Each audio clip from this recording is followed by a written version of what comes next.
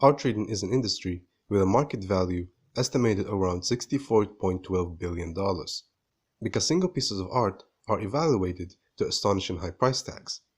And a lot of elements play into that, such as provenance, which depends on who owned the piece in the past, whether a celebrity or historical figure.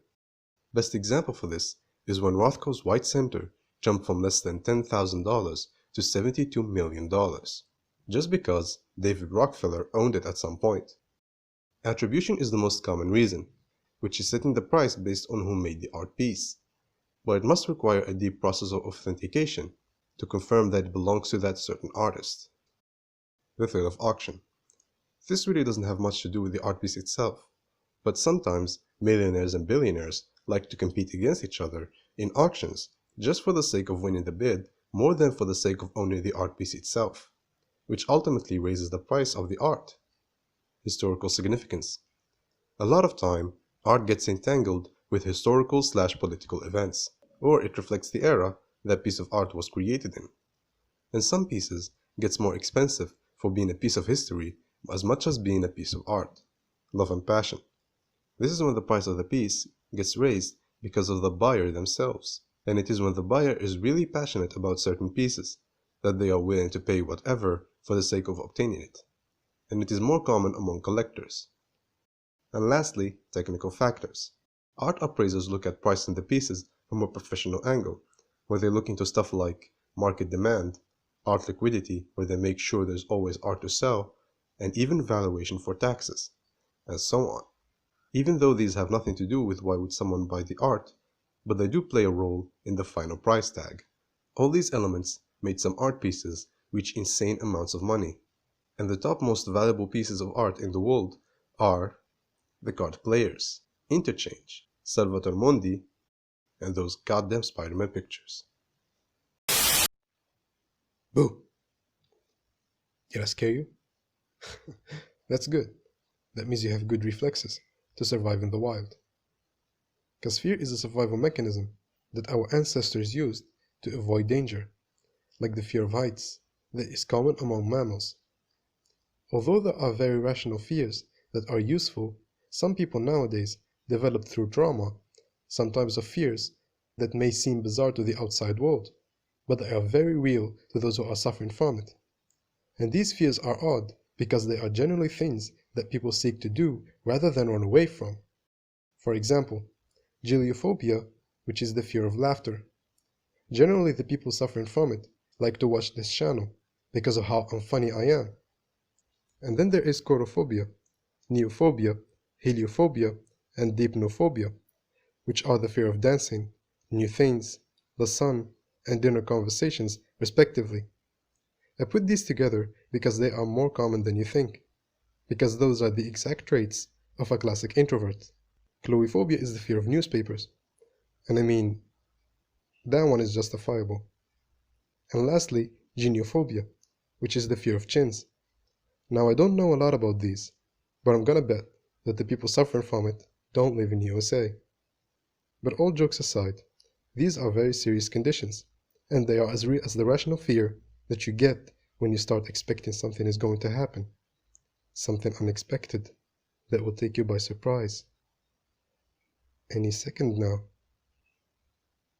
Very soon. I'm just kidding. I would never.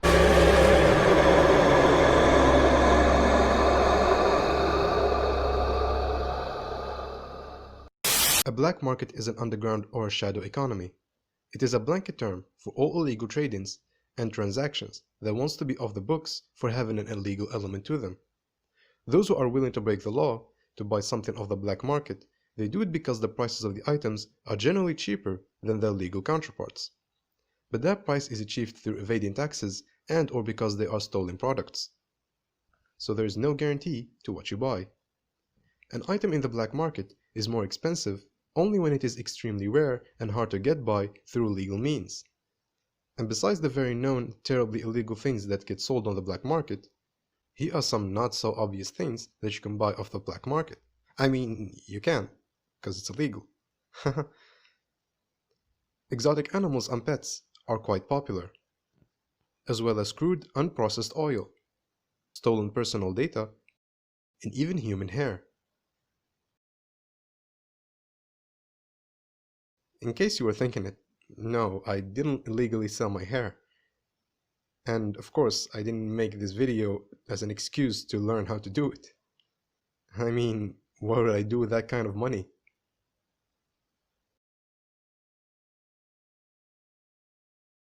Crap. In 1672, Isaac Newton published a paper where he detailed how he performed the famous experiment, where he held a glass prism at his window to project the sun's white light onto the prism, and then he noticed that it projects the colors of the rainbow. And by that he proved that the color white is the mixture of all the colors of the rainbow, and that white light is the source of all the colors that we see. Because to see an object with all its features and colors, light must first be projected on it, and then the light reflects back to our eyes to see it. More precisely, in order for us to see the color of an object, that means the mixture of all the rainbow colors are projected onto the surface of that object, and the surface must absorb all the colors of the rainbow except for the color that we see, because it gets reflected back to our eyes. So, if you define an object by the color it absorbs, then that means a red apple is ironically all the colors of the rainbow except for the color red. Because of course, red is kinda sus.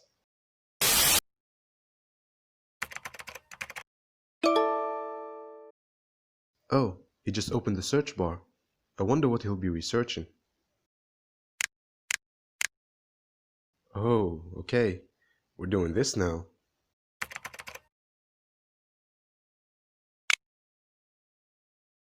Oh, phew. He just wanted to look at some cars. He opened a new tab. And he's searching again. Oh no, not furries, please.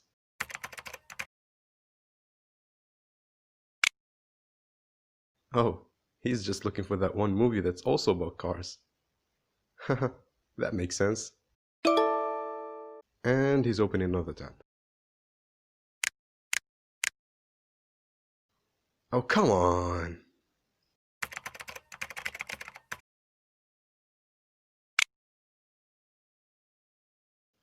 Ah. You know, I think I've been harsh on him. I should have put more faith in him.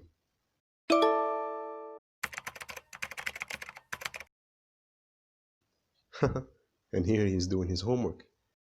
What a good boy.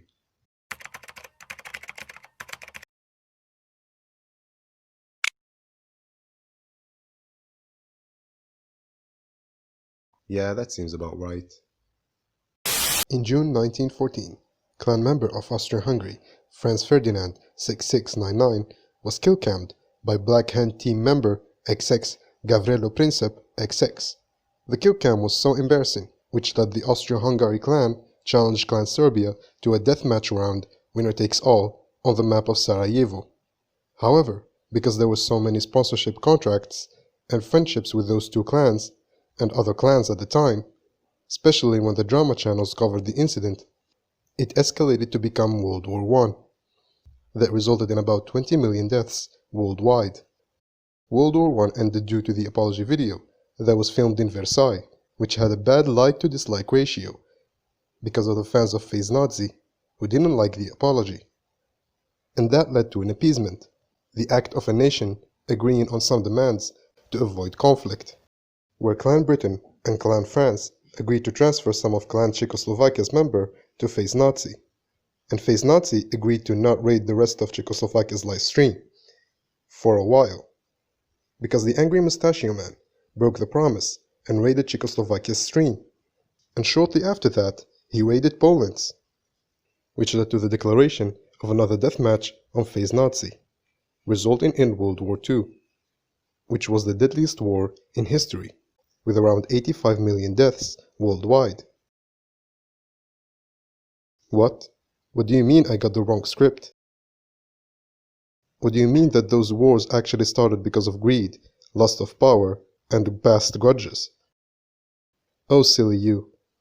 You do know that video games are the source of all evil and violence in the world, right? Right?